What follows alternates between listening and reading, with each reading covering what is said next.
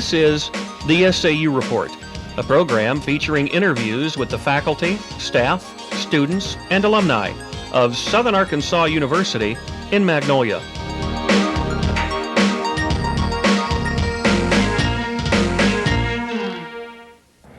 Welcome to the SAU Report. I'm Braden Harman. And I'm Jeff Grissom. Today we're talking with Mr. Ken Cole, who is the head athletic trainer at Southern Arkansas University. Thanks for coming, Mr. Cole. My pleasure. How did you first get interested in athletic training, and when did you first decide you wanted to become an athletic trainer? When I was in high school back in Coffeyville, Kansas, we had a student that was a senior above me. I was a sophomore at the time. He got me interested in the athletic training. I worked with him for a while. He left. I was the only student trainer they had. Then when I went to junior college, they had a gentleman there that worked as their athletic trainer, and he got me interested in it. And from there, just went on to the university, and now I'm a head trainer. Mr. Cole, how did you become an athletic trainer? To become an athletic trainer, what you have to do is you have to get a bachelor's degree in a area that you're interested in. I got mine in physical education. After spending 4 or 5 years working on your degree, you also work as an student athletic trainer at the time. From that, you are able to sit for the national certification test. National certification test is put on by the National Athletic Trainers Association, our governing body. After you pass that examination, then you have your certification, which allows you to be a professional athletic trainer. Okay, how long have you been head athletic trainer here at Southern Arkansas University? I've been here for 11 years. I came in believe it was 1989. Came here in January of that year. Came from a small school in Oklahoma, the Bartlesville, Oklahoma High School, where I was athletic trainer there, and I also taught science there before I came down here. Mr. Cole, what is the difference between an athletic trainer and an actual certified doctor? The doctors that we work with, and of course all doctors, they have a medical degree. I do not have a medical degree. I have a degree in, like I said before, physical education. I also have a master's degree in athletic training. What we do as athletic trainers is we suspect injuries. You fall down and sprain your ankle. What I do is I evaluate that ankle, see if the ligaments are torn, to what extent, and then I would refer you to a physician who would make that diagnosis. We as athletic trainers cannot make diagnosis because we don't have the MD behind our name. Okay, with you being the athletic trainer, what's like your daily routine, or what's a normal day for Ken Cole? Well, it starts off a little early. It depends on two things. Number one, what time of year it is and what sports are going on. If you want to take the worst case scenario, in the middle of two-a-days in August, I get up and I'm off to work by 5:30, getting ready for football practice. The athletes will come into the training room usually by about 6:30 or 7. They're on the field getting ready to practice by 8. After practice is over, then myself and the staff will go in and take care of any injuries that occurred during that day's practice. Then I go back to my office, do injury reports, insurance, paperwork, and things of that sort. You grab a bite to lunch, you're back down there getting ready for the afternoon treatments. Treatments will run for about an hour and a half. Then after that, we're back getting ready for the next practice in the afternoon. Practice starts about 6 o'clock, runs to about 9. After 9, then we take care of the injuries that happened. Then I'm back to the training room to finish up the injury reports for that day, get them to the coaches and that sort of stuff, and I'll be back home by 11 o'clock, which that lasts for about 2 weeks in August. Now, a regular day, I'm at work by about 6:45, taking care of the athletes until about 10, teach a class a few days a week. In the afternoons, doing more paperwork and that sort of thing. Practice starts about 3 o'clock, and we get out of there by 6:37. So our days are long. That's one of the things that we have to deal with as an athletic trainer in our profession, is the long days. But we knew it when we got into it, so sometimes you just gotta love it. That's what they pay you the big bucks for, right? Yeah, that's right. In your career so far, you've gradually worked yourself up from the high school level to the mid-university size, and now to a full university size level. What, if anything, is next for you, and how long do you expect to be at SAU? I don't see myself going any higher professionally, if you will. To move up from here would be moving to a major Division I school. And this is just me personally. I like the challenges at the smaller universities like Southern Arkansas. You have a lot more personal relationships with the athletes and that sort of thing. When you're at major universities, you have to deal with the big-time athletes, with egos and all that comes with being major athletes. Some of your Heisman Trophy candidate, the trainer has to realize that this athlete is worth millions of dollars, and it changes how you deal with the athletes. You got to think legally and all this sort of stuff. Here, we can get down, we can get personal with the athletes. We can take care of their injuries. I feel like I can do just as good a job as anybody else in the country, big school, small school, whatever. But it's just more personal, and I like that part of it. How long will I be here? Who knows? I know you was talking about difference SAU, big Division I universities. Is there a difference in requirements that you have to have as a trainer from SAU to, let's say, the University of Arkansas or the Dallas Cowboys? There's no different. We're all certified under the same program. We all took the same test. The differences that sometimes people see is hey, SAU has an athletic trainer, but so does the University of Arkansas. I'm going to take my child who happens to be injured to see the University of Arkansas athletic trainer because he's big time. Well, there's no difference between us. I do the same job that they do. You mentioned the Dallas Cowboys. Their head trainer does the same job I do. He has the same qualifications. He's been fortunate enough, or unfortunate, however you want to look at it, to be hired by a professional football team. And he has to deal with, again, million-dollar athletes.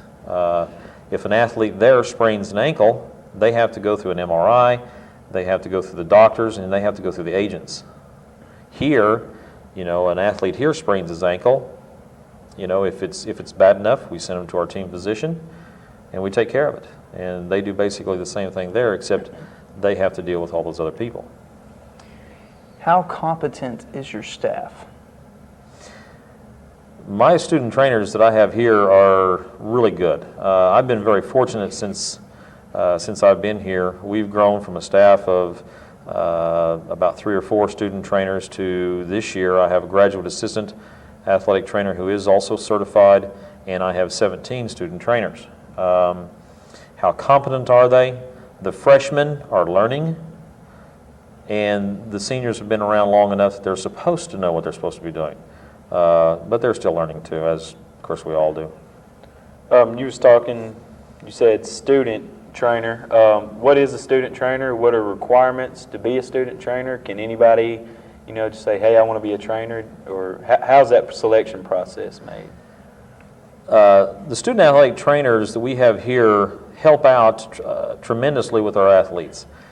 I can't do my job thoroughly enough without them.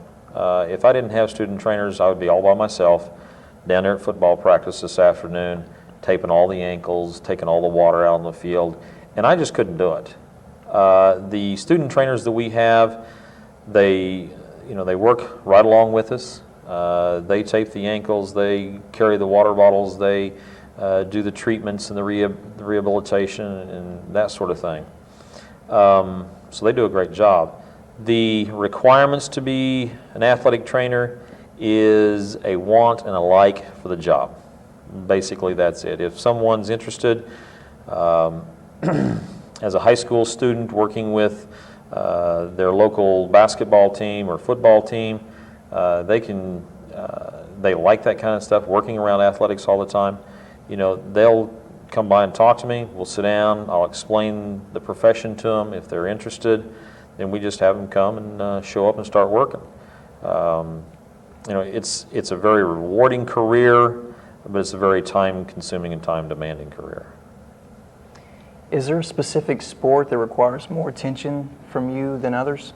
Football. Football? Simply because the amount of injuries that we have. In football, it's not the highest injury, it doesn't have the highest injury rate, but it has the most severe. You know, let's face it, you get 22 guys on a field running around trying to chase a ball about that big, they get hurt. And because of that, you know, that's where I have to spend most of my time, is with football. You know, we spend, like I said, during the season, spend all my time down there. After the season's over, then things start slowing down for football. Other things pick up at that time. Are you required to be at all the sporting events, at like all the football games, all the baseball games, all the volleyball games? Do you have to be at all of them, or can you send somebody, or how does that work? We're able to do a little of both. I'm required to be at all football games. The Gulf South Conference has requirements that if you have an athletic event hosted in your town or at your school, then there has to be a certified athletic trainer there to be the host trainer. So I will attend all the home events. I have a graduate assistant who's also certified. He will also help out and cover some of those events. You know, again, because he's certified, he can cover those. On the road, again, I travel with all the football, to all the football out-of-town games. We have student trainers that will travel with, like baseball and basketball and volleyball and some of those sports. Again, it's not because those sports are any less important. It's just because the potential for injury is not as great in some of these other sports. So, you know, the conference feels that the head trainer doesn't have to travel with all those. Are there scholarships available for your student trainers, or are they paid, or are they just apprentices? There aren't any scholarships available. We've tried to work with the administration to get scholarships for athletic trainers, but what we have done is we have allowed them to work through the work study and through the regular employment to get some money. Budgets are tight, you know, so they probably don't make as much as they should make, but it gets them, it gets them some money to help pay for their schools. Okay. Is there a set number of student trainers you have, and has there ever been a time to where there was, only a certain amount of spots available and so many people want to be trainers? Does that ever come down to that? No, not yet. I've been fortunate to have a good group of kids. I'm almost to my limit now. I've got 17 this year, and we're almost there. You have to take into consideration the amount of sports that you have to cover. You also have to take into consideration the amount of space that we have for them to work in. And we're almost to the limit now. We've got 17. I would like to see us get up to 20, 25, maybe even 30. That's quite a few. We'd have to make a few adjustments, but I think we could handle that many students. What is different between the SAU athletic training program now and the SAU training program 11 years ago? 11 years ago when I came, we had 3 student trainers and myself. Since that time, obviously we've added a number of positions. We've also added the position of graduate assistant athletic trainer. The way we look at athletic training now over the past 11 years has changed. The different things that we use in the training room to help athletes heal quicker, those things have changed. We have gone from, back in the dark ages, you can say back in the 70s and 80s where you used ice only and whirlpool. Now we're using a lot of electrical modalities. But I think also a lot of this stuff is going back to the past, where we're going back to what has really worked in the past, and a lot of that's massage and ice and whirlpools and things like that. Electrical modalities work very well, but nothing beats hands-on. People heal better if they've got that personal touch. Well, whenever you came 11 years ago, did you have a vision for the, athletic training department, and did you make, changes like you want? Do you feel that you're at where you want to be? Oh yeah, I had a vision, and the vision is still there. Am I there? No, we're not there. Fortunately, we have found out here in the last few months that we're going to be able to hire an additional full-time staff member for the athletic training program. We're excited about that. The National Athletic Trainers Association has come down with some new educational guidelines that we're going to work towards. We've got to get there by the year 2004. To be able to get there, it's just going to take a lot more commitment on our part, on the administration's part, and on the athletic department's part to work towards these goals. The main thing that we're here for is to take care of the athlete. I mean, let's face it, that's what I was hired for. And we want to make sure that our athletes are well taken care of. The second thing that I feel like I was hired for was for the education. You want to be able to educate your students so they can basically go out and do what I do. So we're going to be working on that aspect over the next couple years, trying to make our educational program a lot better. When you watch professional sports on TV, do you watch the players or do you watch the trainers?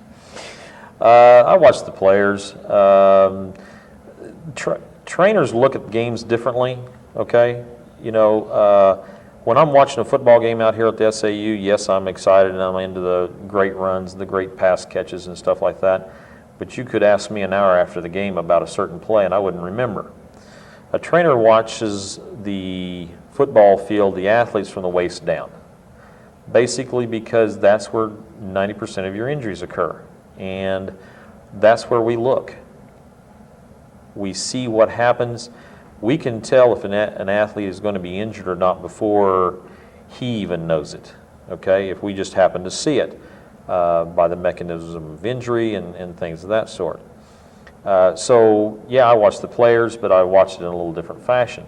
Do I watch the trainers? Oh, yeah.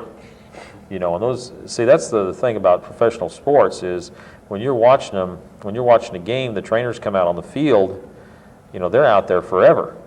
And so, you get to sit there and take a look at it.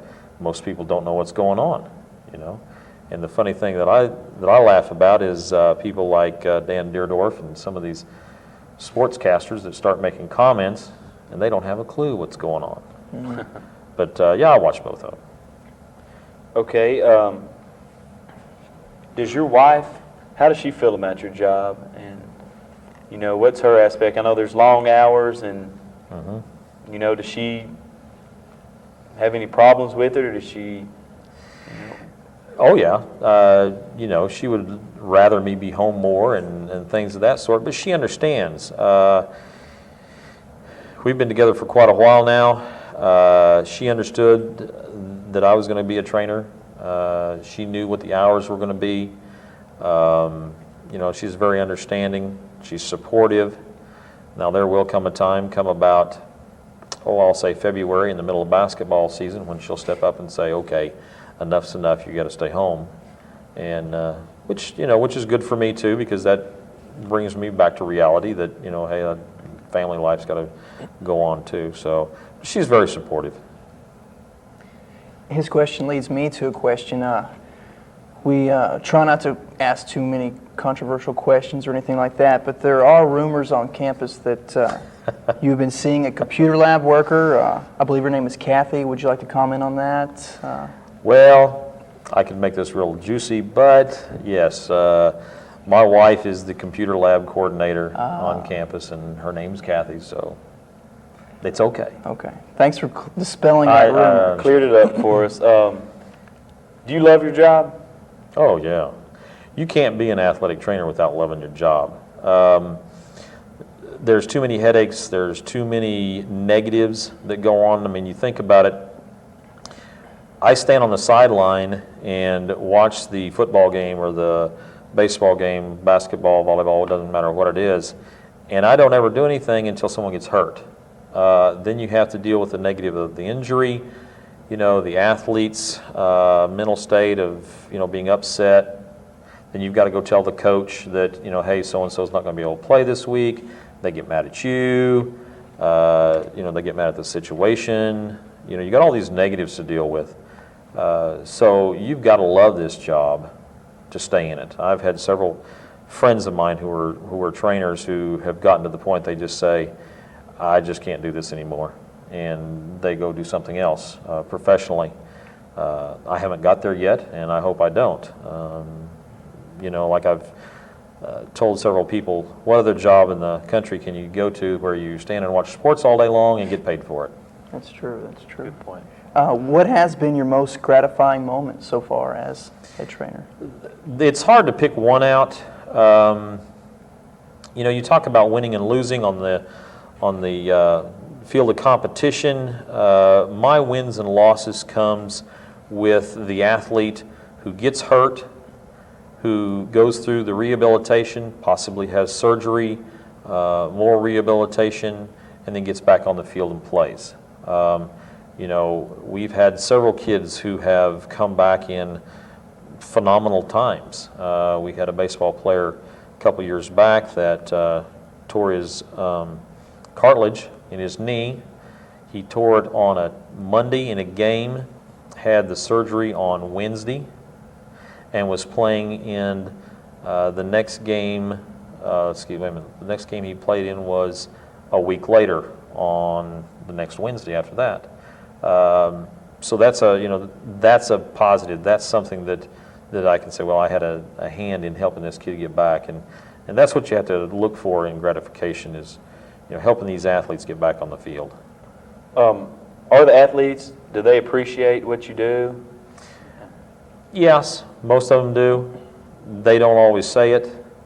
Trainers are those people that are, they're a necessity. Kids come in, get taped, go out to practice. They get hurt, they get taken care of, they get back into the competition, things like that. I think that they do, they are appreciative of what we do. Very seldom do we ever get told that. That's just part of it. Like I said, the coaches get mad when we walk into their office to tell them, hey, so-and-so's hurt. Very seldom do they say, hey, we'll appreciate, getting this kid back in the game. It's my job, so we just do it and go on. Okay. You mentioned that the football season is pretty much the busiest time of the year, keeps you very busy. There's a lot more injuries to deal with. Do you look forward to the beginning or the end of football season? A little of both. The excitement of the new football season coming up, you looking forward to, to that. That's always fun. Two-a-days is always fun because, we've got new student trainers who have come in. You're teaching them what to do. There's a lot of things like that, new athletes, that sort of stuff. Midway through the season, it gets a little tiring. Towards the end of the season, making the conference race and, winning football games or basketball or whatever, it gets fun again. Okay, well, we'd like to thank you for coming today, Mr. Cole, for the SAU report. I'm been my Jeff pleasure. Grissom. And I'm Braden Harman.